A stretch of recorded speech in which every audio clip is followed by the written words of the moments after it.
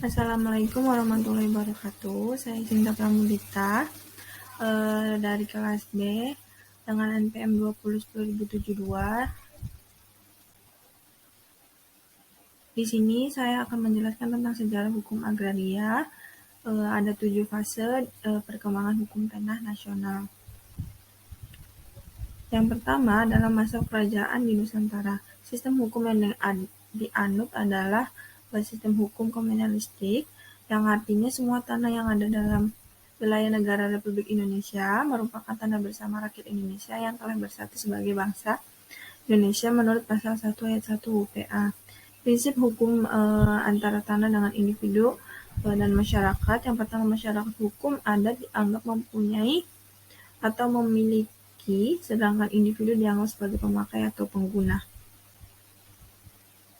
Jenis hak penguasaan atas tanah yang muncul di dalam fase yang pertama adalah hak ulayat, yang kedua adalah hak pakai asli bangsa Indonesia, yang terakhir adalah asas penguasaan hak, yaitu muluk mungkret, artinya semakin dikuasai tanahnya semakin menguat hak individualnya dan semakin lemah hak ulayat, dan sebaliknya semakin melemah hak individualnya maka semakin menguat hak ulayatnya.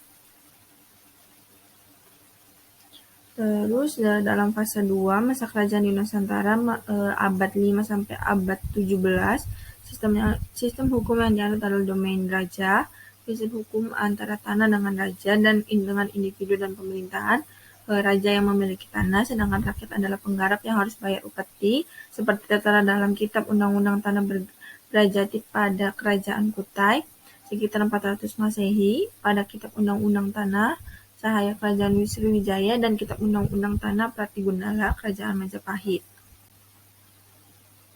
Jenis hak penguasaan yang muncul, yang pertama adalah Gening Sultan di Yogyakarta, dua adalah tanah sewa praja, dan asas terakhirnya adalah hubungan kedekatan. Fase ketiga, masa kedatangan masa barat, yaitu tahun 1602 sampai 1799. Sistem hukum yang dianut adalah domain government VOC, sebagaimana diatur dalam perjanjian dengan raja dan VOC melalui Oktroy 20 Maret 1602. Prinsip hubungan yang dianut adalah hubungan hukum antara tanah dengan Badan Perdagangan VOC. Raja dan individu adalah pemerintah VOC sebagai pemilik inlander, sebagai penyewa, sedangkan raja hanya sebagai penghubung penagihan pajak. Jenis hak yang muncul, yang pertama adalah eigendom, dua swapraja, ketiga hak garapan. Asas yang dianut adalah yang kalah perang sebagai penyewa beziter, dan pemenang perang adalah pemilik atau eigenar, mulai dikenal dengan asas domain government. Pada fase 4, masa kolonial Hindia Belanda pada 1799 sampai 1945, sistem hukum yang dianut adalah agrariwet yang diberlakukan oleh Engelbertus de Waal selaku Menteri Jajahan di Hindia Belanda Indonesia. Agrariwet berisi tentang hukum administrasi tanah dan dijadikan landasan untuk mengeluarkan aturan-aturan pembagian atas penguasaan tanah dan pemerintah masyarakat pribumi maupun non-pribumi. Prinsip hukum antara tanah dengan inlander, individu dan individu bangsa timur asing, yang dipersamakan negara badan hukum dan pemerintah adalah negara individu badan hukum atau pemerintah jajahan, kecuali inlander adalah dapat mempunyai hubungan memiliki. Jenis hak yang muncul adalah eigendom, hak opsal, erfak, brugland, dan lain-lain. Asas hukum yang dianut juga asas hukum agrariwet adalah domain verklaring pada pasal 1 yang berbunyi dengan tidak mengurangi berlakunya ketentuan pasal 2 dan 3 agrariwet, tetap dipertahankan asas bahwa semua tanah yang di pihak lain tidak dapat membuktikan sebagai hak eigendomnya adalah domain atau milik negara.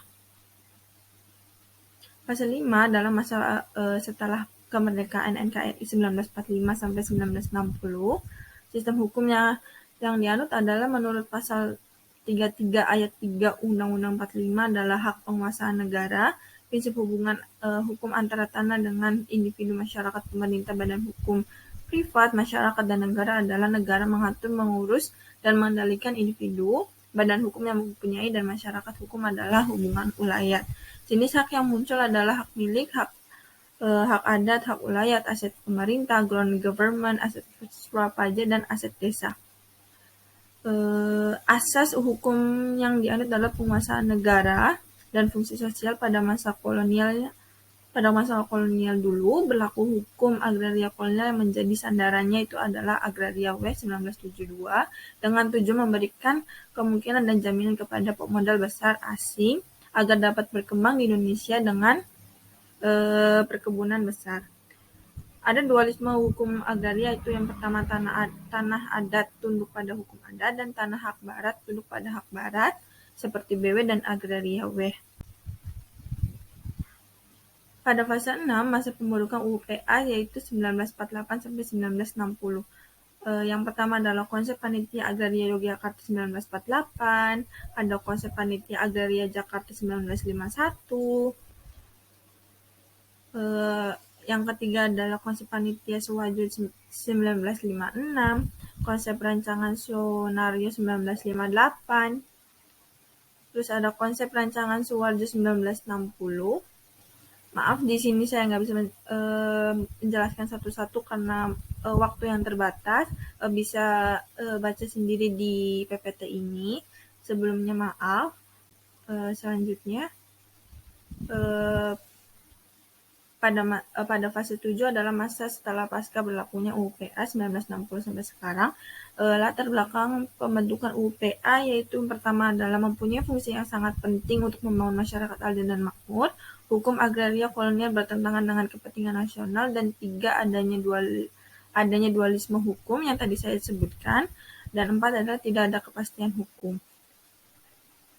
Sistem hukum agraria yang dianut adalah dalam praktik cenderung seolah stat domain, Kepres nomor 55 tahun 1993, JO PMA nomor 1 tahun 1994, dan PP 36 garing 1998. Hubungan hukum antara tanah dengan negara seolah-olah negara memiliki atau penyimpangan asas. Jenis hak yang muncul tanah negara, hak pengelolaan dapat ditingkatkan jadi hak milik, asas hukum tanah nasional perseteruan antara privat reh lichke dengan public reh telichke. Sebelumnya terima kasih atas PPT yang saya buat.